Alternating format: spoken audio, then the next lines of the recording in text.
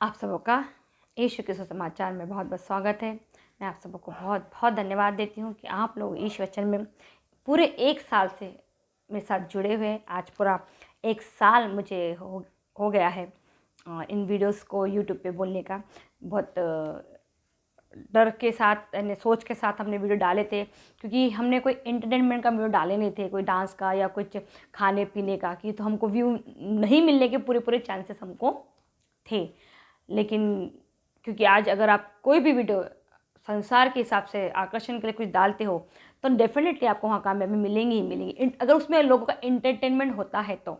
लेकिन जब हम ईश वचन पे काम करते हैं तो यहाँ ईश्वर लोगों का एंटरटेनमेंट करने के लिए ईश वचन नहीं है, ये तो लोगों को उनके जीवन का आईना दिखाने का वचन है।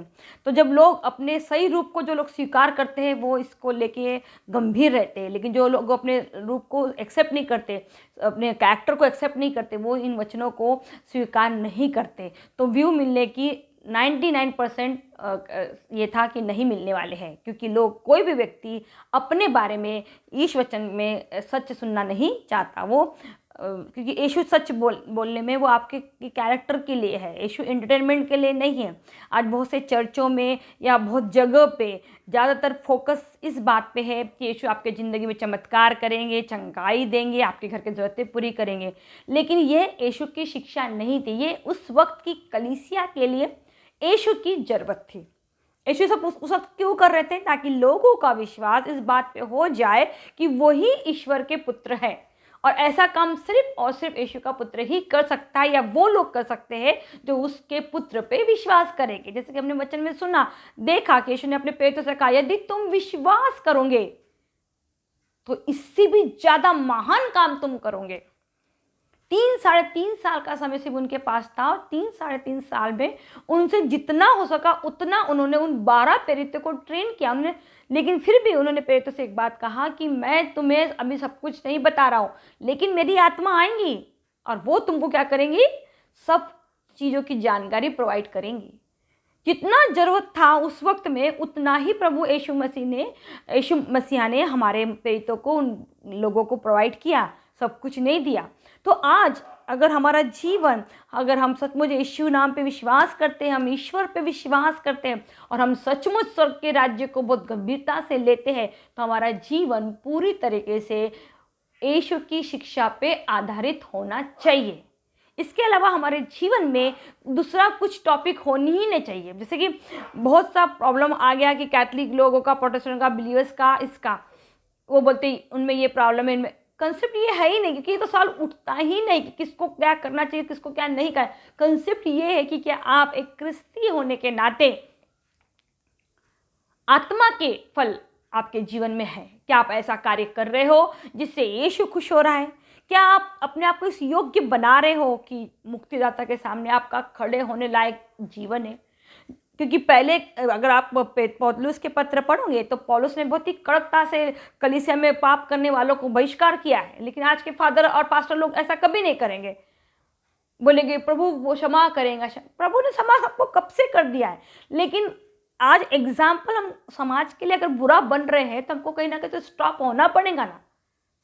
किसी व्यक्ति ने एक व्यक्ति को मार डाला, मार डालने के बाद उस व्यक्ति ने उस गलती से सीखा, उसने अपनी जिंदगी को पश्चाताप किया, ईश्वर के चरणों में आया, ये बहुत अच्छी बात है और प्रभु ने उसे सीखा। लेकिन एक व्यक्ति बार बार एक ही काम कर रहा है तो आप कितने बार उसको माफी करने वाले हो? क्या प्रभु ने इसके बारे में कुछ आपको बताया है? बाइबल ने बताया है? छोड़ देना है, क्योंकि गलती से होने वाले के लिए एक बार की क्षमा हो गई, लेकिन गलती बार बार कोई व्यक्ति अगर सेम काम कर रहा है तो कंसेप्ट ये है कि उसको तो उसकी आदत पड़ गई है। तो आपका और मेरा जीवन पवित्र आत्मा के माध्यम से कैसा होना चाहिए? हमें यीशु के सामने खड़े होने योग्य बनने के लिए पवित्र आत्मा हमारी सहायता करती है, और ये सब चीज़ें हमको यीशु की शिक्षा में मिलती है। इसलिए आप जब बाइबल पढ़ो तो यीशु की चंगाई, चमत्कार, आपकी ज़रूरतें से ज़्यादा फोकस उसकी शिक्षा पे करो, क्योंकि ये शिक्षा ही आपको और मुझे स्वर्ग के राज्य में प्रवेश करवाएंगी। ये शिक्षा ही आपको और मुझे शुद्ध करेंगी, पवित्र करेंगी, और हमें यीशु के सामने खड़े होने योग्य बनाएंगी। यही पवित्र बाइबल में 4 गॉस्पल में यीशु ने दिया है। इसलिए मैंने हमेशा बोला कि चारों गॉस्पल आप पढ़िए। लेकिन सबसे जो मेन मुझे बहुत जो प्रिय है वो है यूहन्ना का। इसमें एकदम कड़क शिक्षा यीशु ने दी है, अलग तरीके से गॉस्पेल को थोड़ा सा यूहन्ना ने लिखा है। आप उसे ज़रूर पढ़िए, 21 चैप्टर है, जरूर पढ़िए। अगर एक दिन में आपने 2-2 भी पढ़े, 3 दिन भी, या 5-5 का भी कंसेप्ट लेके चले, तो ज़्यादा 5 या 6 दिन में एक गॉस्पेल आपका कंप्लीट हो जाएगा। आज लोगों के लिए इंटरटेनमेंट एक बहुत बड़ा मुद्दा है। आप देखिए, आज लोगों को फिल्में भी देखिए आप, या सीरियल्स देखिए, जिस सीरियल में बहू को पे तकलीफ़ हो रही है, यानी हीरोइन को तकलीफ़ दिया जा रहा है, ऐसी सीरियल लोग ज़्यादा पसंद करते हैं।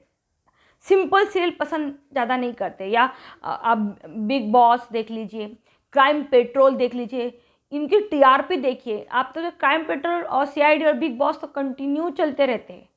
तो हमें मज़ा किस बात में आ रहा है? विपरीत चीज़ों में मज़ा आ रहा है, जिस चीज़ से हमारा कोई लेना देना ही नहीं है। मतलब आसानी से एंटरटेनमेंट। मैं आपको बता दूँ, अब आप सबको शायद पता भी ये बात, कि शैतान के पास आत्मा है, शरीर नहीं। वो इंसानों के शरीर में घुस के अपनी हर एक इच्छा को पूरी करता है। तो शुरुआत लेकिन शैतान नहीं करता, इंसान ही करता। आपके अंदर कोई थोड़ी सी भी गंदी कोई इच्छा है, उसे फुलफिल करने का काम शैतान करेगा। लेकिन शुरुआत तो आप ही ने की है। तो आपको चॉइस रखना बहुत ज़रूरी है कि आपको एंटरटेनमेंट कैसा चाहिए, पहला। दूसरा, आप देखिए, पहले कुश्ती होती थी तो कुश्ती के एक नियम थे, एक लिमिट थी। आज आप देखिए WFF की फाइटिंग लोग देखते हैं, आज उसका लिमिट क्रॉस हो चुका है एंटरटेनमेंट का। और लोग उसको खुल के माइक पे बोलते हैं कि अगर वो, हाँ, वी आर वेरी कंफर्टेबल। यानी किस तरीका इंजॉयमेंट हम कर रहे हैं। आज आज़ादी लोगों को इतनी पसंद है कि वो अपना हर इच्छा रोड पे पूरी करने में इंटरेस्टेड है, और दूसरे लोग उसको बोलते भाई जब उसको अपनी ज़िंदगी वैसे जीनी है तो हम कौन होते बोलने वाले के लिए। मतलब धर्म तो एक बोलने के लिए एक डायलॉग हो गया। एक्चुअली हम तो इतनी सेल्फिश ज़िंदगी जीते, इसमें सिर्फ हम हैं भैया, दूसरे कुछ भी करें हमको उससे कोई लेना देना नहीं है। तो कहाँ है धर्म? अगर आप और मैं धार्मिक इंसान है तो हमको अच्छे और बुरे की सबक होना, फ़र्क मालूम होना बहुत ज़रूरी है। लेकिन आज आप देखिए, हर एक चीज़ अनलिमिटेड हो चुकी है। हर गलत चीज़ को इंसान आर्गुमेंट करके सही साबित कर रहा है। पहले तो इंडिया में नहीं था, लेकिन आज का इंडिया के वैसे कई शहर है जहाँ ज़िंदगी, उनकी लाइफ स्टाइल ही, वो बोलते हैं कि हम क्रिश्चियन हैं। लेकिन मैं फिर बता दूँ कि यीशु ऐसे किसी भी व्यक्ति को क्रिश्चियन नहीं मानता जो उसकी आज्ञाओं का पालन नहीं करते। आप बपतिस्मा लेके क्रिश्चियन हो गए, या आप एक क्रिस्ती परिवार में जन्म ले लिए, इसलिए आप अपने आप को गर्व मत कीजिए कि मैं क्रिश्चियन हूँ। क्योंकि यीशु ने वचन में सीधे सीधे ऐसे लोगों को ठुकरा दिया है जिन्होंने उसकी आज्ञाओं का पालन नहीं किया है, या उसके हिसाब से अपनी ज़िंदगी नहीं जी है। इस बात पे हम सब का बहुत ज़्यादा फोकस होना चाहिए, क्योंकि आज हर एक, मैं पिछली वीडियो में भी कहा था, आज फिर कह रही हूँ, आज सब एक को ये समझाने में लगे हुए कि बाइबल में लिखा है कि अंतिम दिनों में नूह के ज़माने के समान पाप फिर से होंगे। लेकिन कंसेप्ट ये है कि आपके और मेरे परिवार में क्या वो नूह के परिवार है? पाप तो कल भी था, आज भी है, परसों भी था और हमेशा रहेगा जब तक दुनिया का नाश नहीं होगा। लेकिन कंसेप्ट क्या ईश्वर के वो लोग, चुने हुए लोग है? क्या आपका परिवार अपने आप को में वो नूह के परिवार की क्वालिटी देखता है? क्या वो विश्वास जो नूह में और नूह के परिवार में था आपके परिवार में है? क्या आप प्रभु की स्तुति आराधना करने के लिए नील डाउन होते हैं? क्या आपका सर उसके सजदे में झुकता है? कि आज एक लाइफ स्टाइल बन चुकी है आपकी सबसे बेस्ट से बेस्ट। क्योंकि वचन तो कहता है कि स्वर्ग में 24 घंटे परमेश्वर की स्तुति आराधना होती है कि तू ही सर्वोच्च है, तू ही दयालु है। तो क्या आप और मैं क्या 24 घंटे में एक तो भी बार घुटने पे आके उसकी स्तुति आराधना करते हैं? तो जब हम उसकी स्तुति आराधना ही नहीं करते, हम उसको ठीक से जानते ही नहीं, सिर्फ हमने अपने एक लाइफ स्टाइल को जी रहे हैं और हम कहते हैं हम क्रिश्चियन हैं, तो दोस्तों मुझे लगता है ये समय आ गया है कि अपने परिवारों में नूह के परिवार को ढूंढने का, अपने परिवारों में इब्राहिम को ढूंढने का, अपने परिवारों में मूसा और इसहाक को ढूंढने का। क्योंकि ये, या जकरिया के परिवार को जो बुढ़ापे तक अपनी पत्नी के साथ, एलिजाबेथ के साथ विश्वास बना रहा, और उम्र के उस पड़ाव में उसने बच्चे को जन्म दिया, जो बच्चा संत बन के निकला, वो है यूहन्ना बपतिस्मा। तो आपका और मेरे परिवार में क्या ऐसा परिवार है? आज ये हमें सोचने का और बहुत ज़रूरत है। तो चलिए आज हम मेरे टॉपिक पे चलते हैं। प्रभु ने हमें स्वर्ग के राज्य में प्रवेश करने के लिए 2 रास्ते बताए हैं। सन्मति का 7वां वचन 13, सक्रिय दौर से प्रवेश करो, चौड़ा है वो फाटक और विस्तृत है वो मार्ग जो विनाश की ओर ले जाता है, उस पर चलने वालों की संख्या बड़ी है, किंतु सकरा है वो दौर और संकीर्ण है वो मार्ग जो जीवन की ओर ले जाता है, जो उन्हें पाते हैं उनकी संख्या थोड़ी है।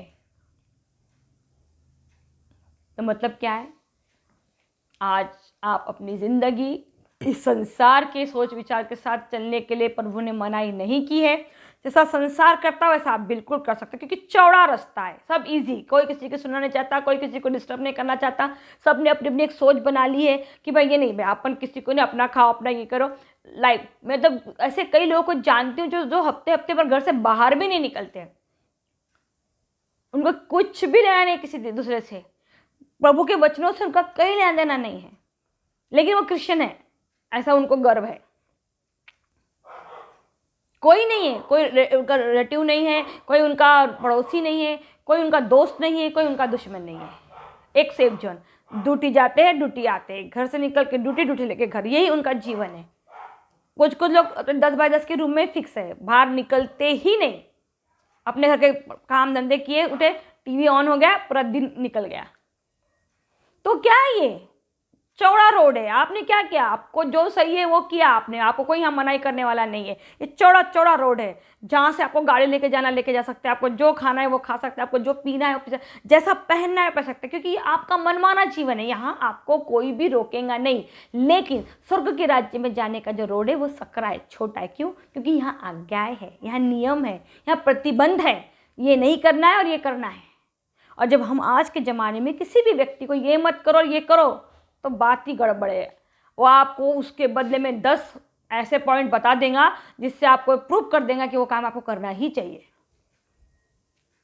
आज आप जानते हो कि कई ऐसे फॉरेन कंट्रीज में ऐसे रूल्स निकल गए हैं कि जहाँ पुरुष से शादी कर सकते हैं स्त्री से। क्या लगता है वचन के हिसाब से सही है क्या? नहीं है। वो भी क्रिश्चियन है, वो भी बाइबल पढ़ते हैं, फिर वो क्यों ऐसा कर रहे हैं? क्योंकि चौड़े रास्ते पे लोगों को सरकार चलानी है, तो उनको गलत बातों को भी प्रूव कर दिया है उन्होंने कि करो भैया, बस हमको वोट दो, हमारे सरकार को पावर में रहने दो। तो अगर आप सच में एक धर्मी व्यक्ति है तो आप ऐसा कुछ भी काम नहीं करेंगे जो आपके उस ईश्वर के स्वभाव के विरुद्ध है, क्योंकि चौड़े रास्ते में कोई भी आपको बोलने वाला नहीं है, कोई भी आपको रोकने वाला नहीं है। आप अपनी मन की कल्पनाओं के हिसाब से ज़िंदगी जी सकते हैं। आपको जो खाना है खा सकते हैं, आपको जो पीना है वो पी सकते हैं, आपको जैसा मनमाना व्यवहार करना है कर सकते हैं। और आप अपनी हर गलत बातों को डिस्कशन करके, आर्गूमेंट करके प्रूव कर सकते हो कि आप सही हो। जैसे कि मैंने बताई थी, फिर से बताती हूँ उदाहरण। मैं 60 किलो की हूँ तो मैं 70 किलो वाली को देख के ये बोलती हूँ कि मैं इससे दुबली हूँ, ये तो मेरे से भी मोटी है। लेकिन अगर मैं एक ईश्वरीय व्यक्ति हूँ और मैं अपनी गलतियों को स्वीकार करना चाहती हूँ तो मैं एक 50 किलो वाली को देखूंगी और बोलूँगी यार वाकई में मैं मोटी हूँ, मुझे अपना वजन क्या करना है? कम करना है। तो ये अपने आप को सही साबित करने के लिए गलत लोगों को देखने से अच्छा अपने आप को सही साबित करने के लिए ऐसे परिवारों को देखो, ऐसे लोगों को देखो जो आम होते हुए भी खास है। क्योंकि सकरे मार्ग में, मतलब नियमों के हिसाब से ज़िंदगी जीना आज के ज़माने में बहुत ही टफ समय है, जहाँ मोबाइल और टीवी ने वैसा ही बेड़ा गर्क करके रखा हुआ है हमारा वाला।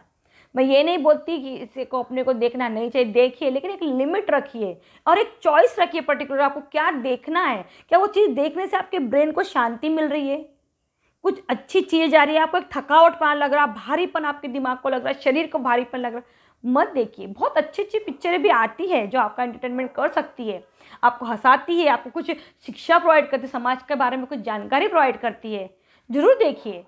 लेकिन ऐसी पिक्चरें या ऐसी सीरियल जिससे हमको कुछ भी प्रॉफिट नहीं है। लोग क्राइम पेट्रोल देख रहे हैं कि बोलते हैं हमको जानकारी, किस बात की जानकारी रखना है भैया?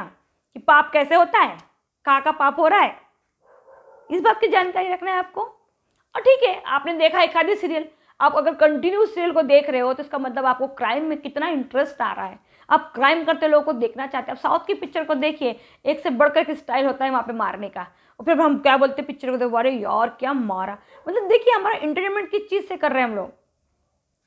और आप पिक्चर देख के बोलते ऐसा कुछ नहीं, थोड़ी देर के लिए देख के बाहर निकल गए। लेकिन अगर आपका ये थोड़ा सा भी खालीपन शैतान ने कैच कर लिया, मैंने फिर बोलती हूँ, लूसीफर के पास शरीर नहीं है, आत्मा है, और आत्मा किसी भी शरीर में घुस के अपनी इच्छाओं को पूरी कर सकता है। और इसलिए इस बात पे गर्व मत कीजिए कि क्रिस्तीय लोगों को शैतान कुछ नहीं करता। क्रिस्ती तो आप तब बनोगे ना जब आप सक्रिय मार्ग से, मतलब जो छोटा सा मार्ग है उससे जानने की कोशिश करोगे कि नहीं भैया मुझे ऐसा नहीं करना, ये प्रभु के हिसाब से गलत है, मैं नहीं करूँगा।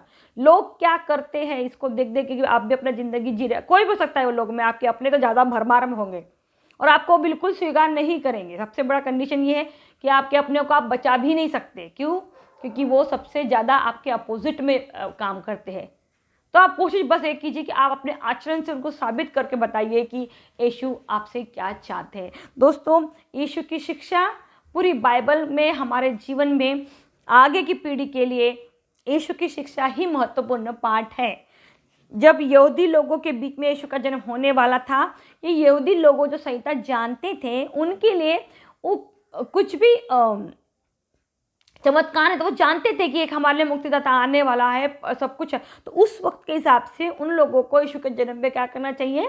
विश्वास करना चाहिए। वैसे ही चमत्कार चंगाई उन लोगों के लिए जो यीशु को नहीं जानते, लेकिन हमारे लिए एक पीढ़ी एक स्टेप आगे यीशु की शिक्षा हमारे लिए महत्वपूर्ण पार्ट है कि हम, क्योंकि हम कितना भी कुछ कर ले, हम एक यात्रा पे निकले, यात्रा हमारा द एंडिंग है यीशु के सामने, हमारा न्याय यीशु के सामने होने वाला है। ये तो एक छोटा मोटा सफ़र है हम जो तय कर रहे हैं। अब उस यात्रा का जो आखिरी पड़ाव है वो यीशु है। वो डिसाइड करेगा कि हमें हमारी उस आत्मा को, इस शरीर में रहते हमारे आत्मा के साथ कितने अच्छे अनुभव लेके हम यीशु के सामने खड़े रहते हैं। वो हमें लेके जाएगा नरक में और वही अनुभव में ले जाएंगे स्वर्ग में।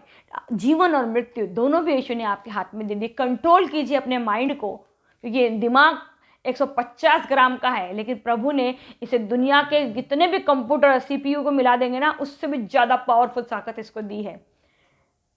ये साइंस भी प्रूव कर चुका है। चमत्कार आज लोग धरती से लेकर चांद पे पहुंचे तो सोचिए दिमाग का क्या वैल्यू है। 150 ग्राम के दिमाग की बहुत भयानक वैल्यू है। लेकिन कंसेप्ट ये है कि आप अपने दिमाग पे कंट्रोल करते हैं या दिमाग के हिसाब से नाचते हैं, क्योंकि दिमाग को आप जो बार बार दिखाएंगे आपका दिमाग वहीं भागेगा। ये साइंटिस्ट डॉक्टर कैसे बनते हैं? कोई से कोई लोग बड़े बड़े अचीव लेते हैं क्योंकि वो अपने उस अचीवमेंट के कंटिन्यू उसी में लेके आते हैं। कैसे बिना पैर वाला भी हिमालय चढ़ गया, दिमाग पे कंट्रोल किया बाबा कि मैं कर सकता हूँ। कैसे बिना हाथ पैर वाला स्विमिंग चैंपियन बन गया, जबकि हाथ पैर वाले तो भीख मांग रहे। अट्टे खट्टे लोग आज भीख मांग रहे क्योंकि दिमाग में सेटल हो गया भैया काम धंधा होता नहीं, गरीबी है, भीख मांगो। और इजी रास्ता, सबसे इजी, भाई 10 रुपये दे गाँव जाना है, भाई 10 रुपये दे समोसा खाना है। ये सब जीवन लोग जी रहे हैं और हम देते हैं, लेकिन हम एक समाज के लिए एक बुरा उदाहरण तैयार कर रहे हैं। क्यों?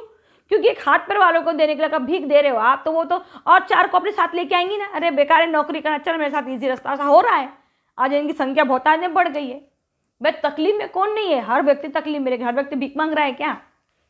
प्रभु ने वचन में कहा है भीख देना है ना भाई, अंधे लंगड़े लूलों को देना है। लेकिन एक इंसान आपका हमने हट्टा कट्टा खड़ा है, हाथ पैर सब सही सलामत है और वो ताजा तंदुरुस्त है पूरा, तो क्यों भीख मांग रहा है? तो हमने क्या किया? बुरा उदाहरण दे दे के प्रभु उसका न्याय करेगा। हर बात में प्रभु को ऐसी डायलॉग के हिसाब से इस्तेमाल करते तो कैसा समाज के लिए आप एक अच्छा उदाहरण पेश करोगे? अगर कुछ गलत है आपको दिख रहा है वचन के हिसाब से वो गलत है, तो उसको कहीं ना कहीं करेक्ट करने की कोशिश तो कर सकते हैं। मैं नहीं बोलती कि पूरा फोकस उसी पे करो, पर कोशिश तो आप और मैं कर ही सकते हैं। तो दोस्तों, ये यीशु की शिक्षा आज के हर क्रिस्तीय का मेन फोकस है।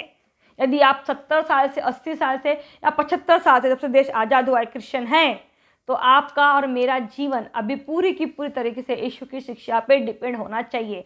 आप आपके बच्चों को और आपके परिवारों में ईश वचन क्या महत्व रखते हैं, क्या वो प्रैक्टिकल भी आपके बच्चे और आपका परिवार उस पर अमल कर रहा है? ये जरूर देखना है कि कहीं उनकी शरीर तो है बैठा, लेकिन आत्मा का पूरा मंडाधार। हम सबको आत्मा के फल उत्पन्न करना है। यीशु हमें आध्यात्मिक जीवन देने आए थे। यीशु हमें आत्मा के जीवन के बारे में बताने आए थे और यीशु हमें एक सिक्योरिटी देने के लिए आए थे कि यदि तुम मेरी आज्ञाओं का पालन करोगे और मुझ में बने रहोगे तो तुम क्या करोगे, जहाँ मैं हूँ मेरे पिता के साथ तुम भी वहाँ विराजमान होंगे। इसलिए वचन में आखिरी में कहता है कि वो मार्ग जो जीवन की ओर ले जाता है, किंतु सकरा है वो दौर और संकीर्ण है वो मार्ग जो जीवन की ओर ले जाता है।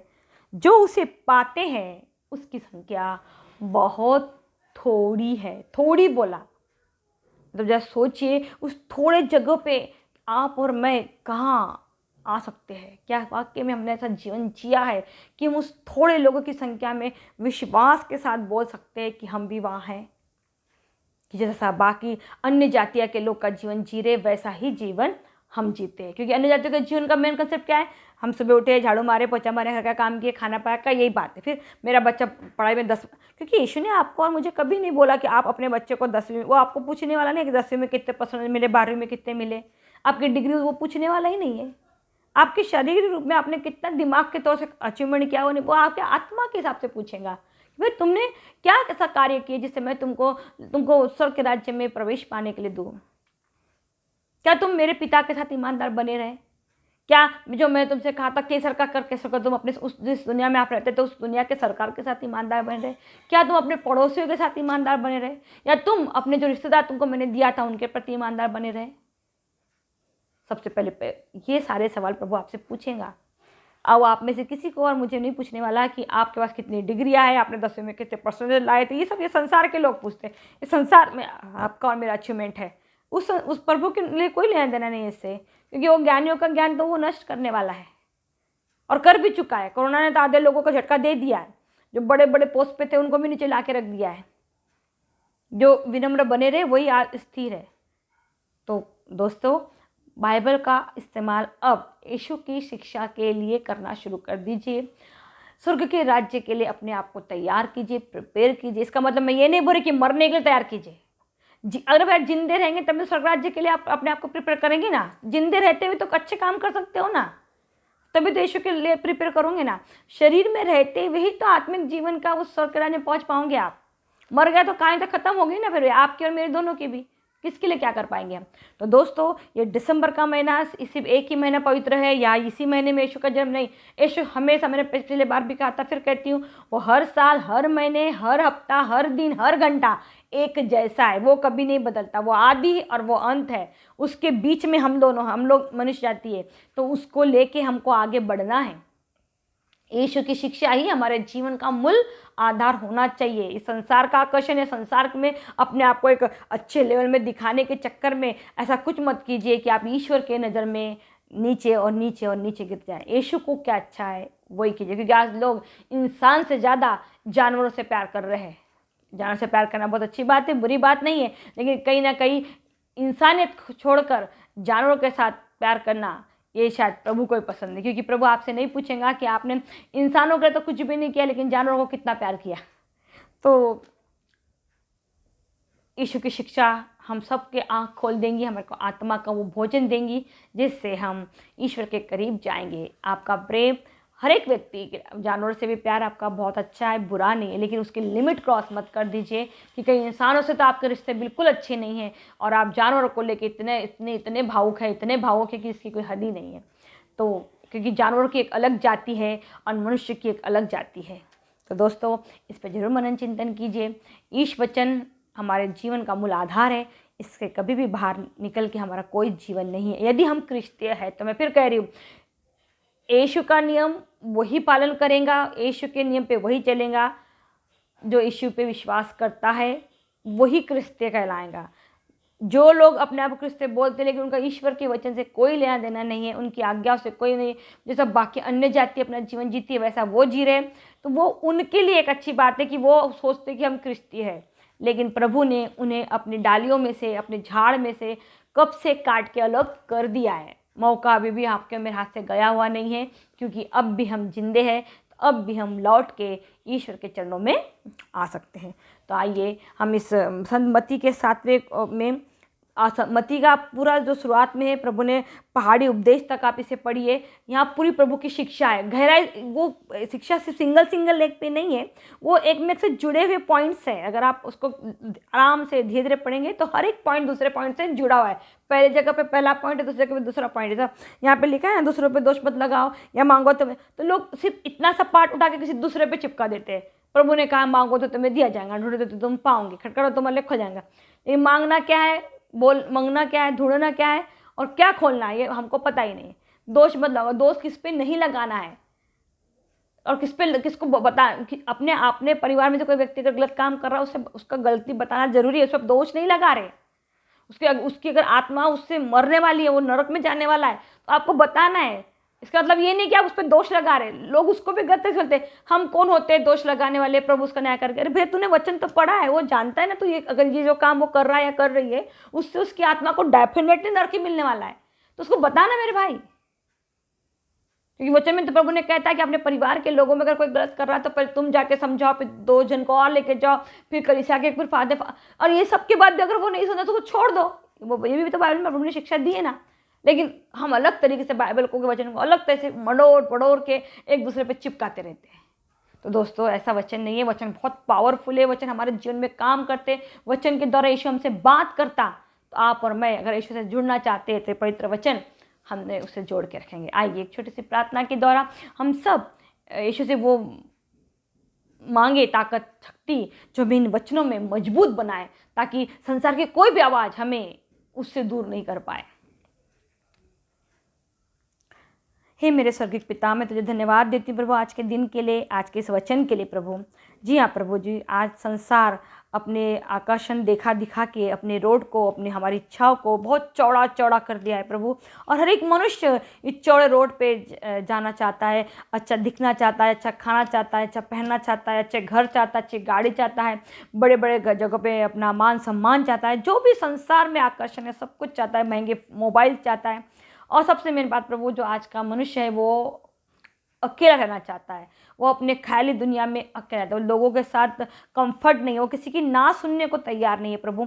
उसे बहुत जल्दी गुस्सा आ जाता है क्योंकि वो एक अपने कंफर्ट जोन में लाइफ जीता है। प्रभु हमें इस योग्य बना कि हम इस चौड़े रोड से बाहर ना जाते हुए उस सकरे रोड से जाए जहाँ किसी एक में का धक्का मुक्की भी लगने वाला है, ताकि हम एक दूसरे से टकराए, एक दूसरे के विचारों को जाने, एक को समझे प्रभु।